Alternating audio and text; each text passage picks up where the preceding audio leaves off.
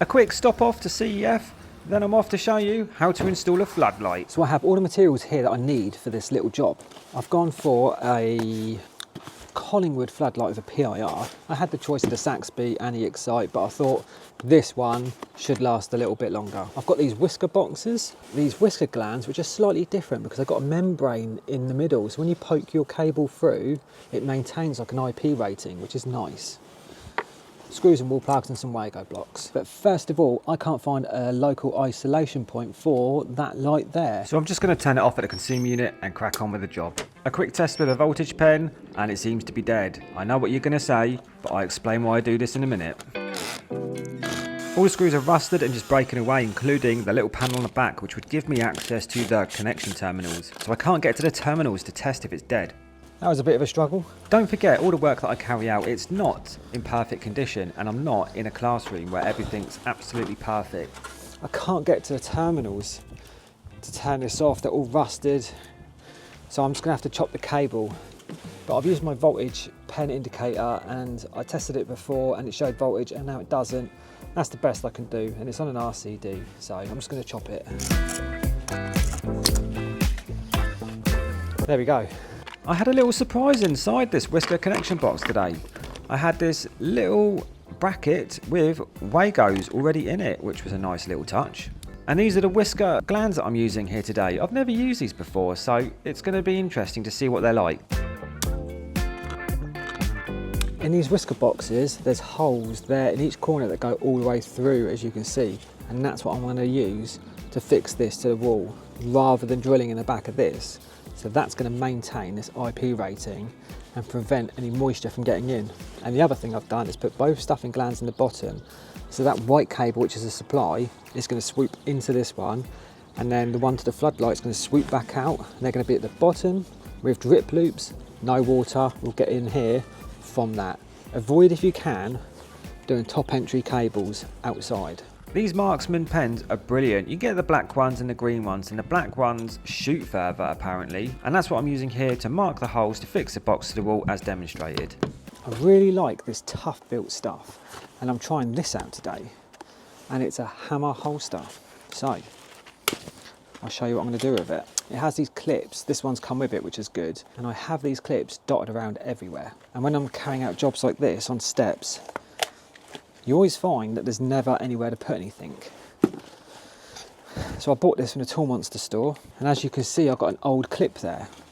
So that slots on there, which means that goes there. Once the whisker box is fixed to the wall, it's time to prepare the cable. These stuffing glands give a lovely tight fit around that cable, check that out. I'll be completely honest, I've not installed these Collingwood lights before, and what I found inside was a nice little surprise. I've never seen this before, but the way it works is when you're fixing these floodlights, you've got fixing holes there and there, and it can be a right pain to get a drill in. So they've obviously come up with a solution, which is that. So you fix that to the wall, and then that gets bolted on to there. I'm going to give that a go today. This is the bolt and the spring washer and the washer supplied. Make sure you use these. And I'm going to be trying out my 𝐾𝐽𝐬 spanner today. I don't use these very often, so I'm going to try it. The 𝐾𝐽𝐬 spanners, they're all right. Got it on the wrong way. But personally, I just prefer the ratchet spanners. You can't go wrong. Oh, I like that. And now I just need to cut this down and make it off. I found the membrane inside these glands is super tough. Too tough to push the cable straight through, so I just poked it with a screwdriver first. God, that is tight. Don't even need these.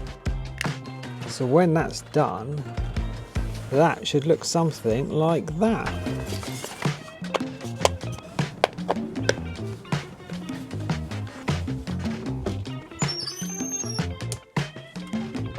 So to set this up, there's 3 dials on the bottom. One is time, so that's the length of time that the floodlight stays on for. The second is lux, and that's how much light is required or not required in order for the light to activate. And sensitivity, which you can alter to pick you up from further away or closer by, up to you, but that's how you set it up basically, nice and easy. Now I'm going to crack on with the other one, and then I've got a site visit to do, so a nice easy day, and I'll see you tomorrow. Something that I'm really trying to focus on is finding different ways to save time. A massive bulk of my time used to be taking up with doing admin. Because I'm really getting to grips with Traderify, I've managed to save loads of time. I don't want to spend my evenings and weekends doing quotations, invoicing, all that admin. I don't want to do it. So I'm going to show you a feature now on Traderify that I have found useful that may save you some time. On Traderify, you can set up web inquiry forms. So for your website, you can set up a link that will direct your customers to Traderify, and they can tell you about the job or show interest in something.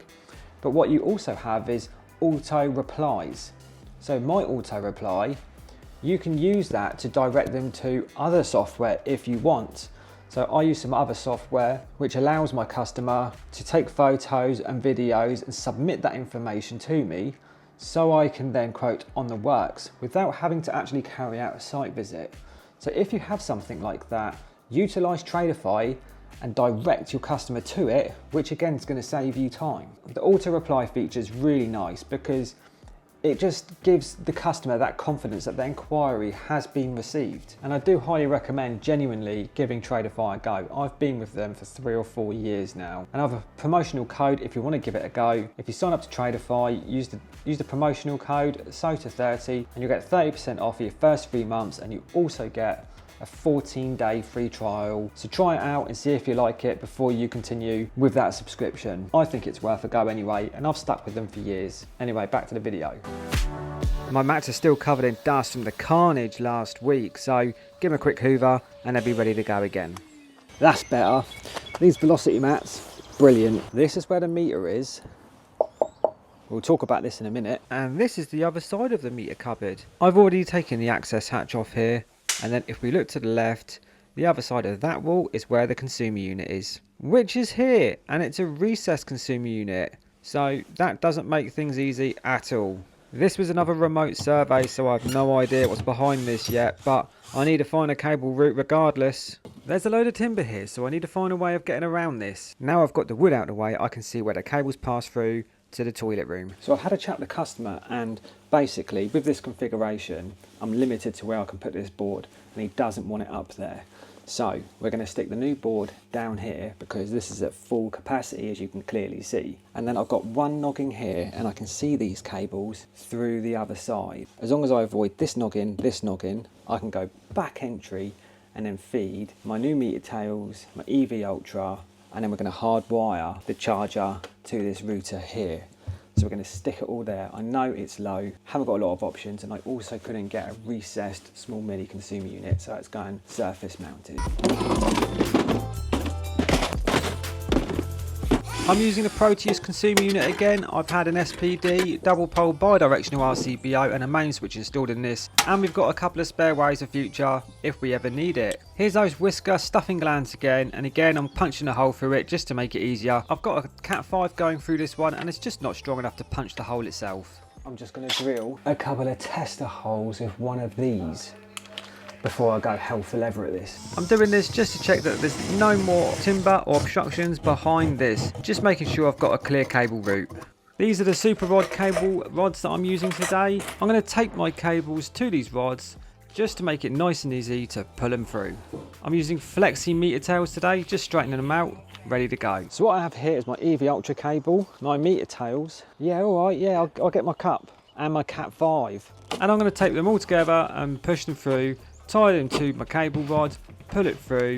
There we go, nice and easy. Get the consumer unit done, prepare these cables, then we're just working outside. Where I'm using 3 pairs of my Cat 5 from my EV Ultra to hardwire an internet connection, I'm using these jelly crimps. When joining the Cat 5s, I have found that these little jelly crimps work the best. You don't have to strip any copper back, you just put the correct colours in there, and in that bit you just squeeze down and it pinches through and makes that connection between the copper. One thing I like about this Proteus consumer unit is there's plenty of room inside it. So once I'd finished crimping all my cables together, there's plenty of room for this little Wago box to put them in, tuck them away inside that consumer unit. This is a fire sealant which I'm going to use now because I've gone back entry on this, and I don't want any chance of, in the event, unfortunate event of a fire, anything escaping out the back. So I'm going to seal it up with this.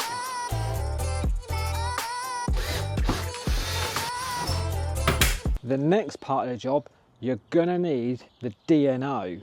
Unfortunately, they've just turned up, but they don't want to be on camera. So we'll catch up in a bit. Customer's new car has just arrived, so I better get this done today. Here she is. Lovely jubbly. So this wall's hollow. That's because it's called 𝐏𝐚𝐫𝐿 FS mineral fibre. It's like an insulation that's been put on the outside of the property, and I'm not really sure how to fix to it yet. I've never seen this before, but I bought a selection of wall plugs with me, and if that all fails, I've got some sticks like shit, and we'll just stick the bracket to it. Again, I just don't know how to get around that. I just don't know. But there's other things like posts here, and that's stuck on solid. So we'll give it a go and see what happens.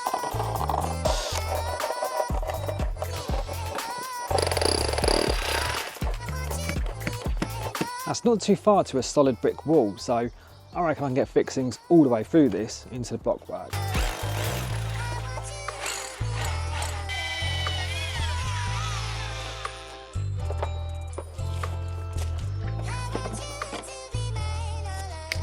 Hindsight again, I could have just put a Cat 5 from here to there, but never mind.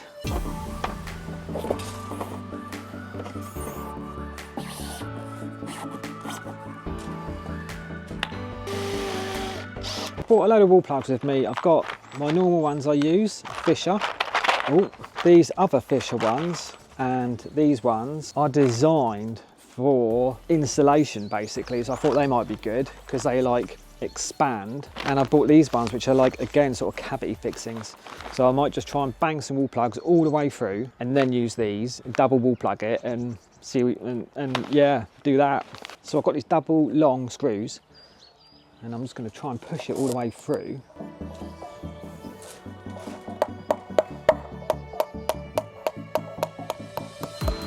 That's good. Then undo it. Phone, mobile phone. This is going to work.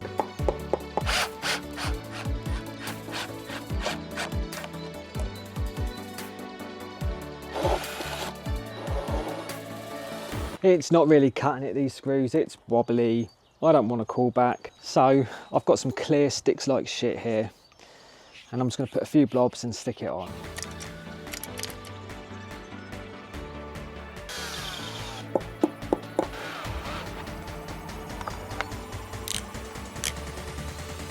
I'm having a bit of a nightmare getting this stuck back. So I've got some other stuff on the van. This is the 𝐾𝐢𝐬𝐿 Fix-All. And I've used this before and it's pretty strong, so I'm just going to stand here for ages now and do this. So if you haven't seen this before, one of the great features with this Proteus consumer unit is the front lid comes off, which means when you're screwing it back, you haven't got that flap flapping about, slapping your hands. Finally got that stuck.